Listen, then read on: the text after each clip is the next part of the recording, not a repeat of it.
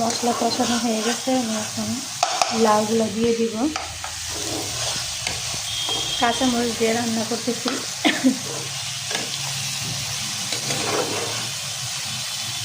আদা, রসুন, জিরা, কাঁচামরিচ এগুলো সব বেটে দিচ্ছি। ধুয়ে রাখা লাউগুলো দিয়ে দিতেছি।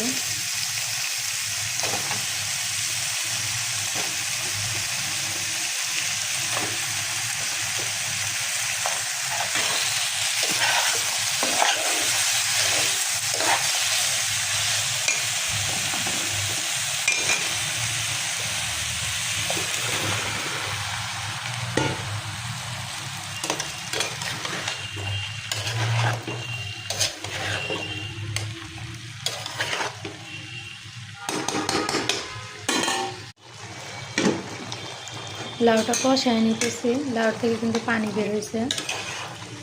ঝোলের পানি কম দিতে হবে, অল্প পরিমাণে পানি দিব ঝোলের।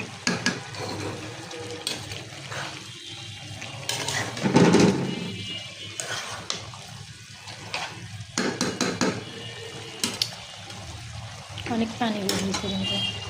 সামিনকে ভাত খাওয়াবো এখন। আর আব্বু তরকারি বাড়তেছে সামিনের জন্য। এখন খাবেন না, পরে খাবেন?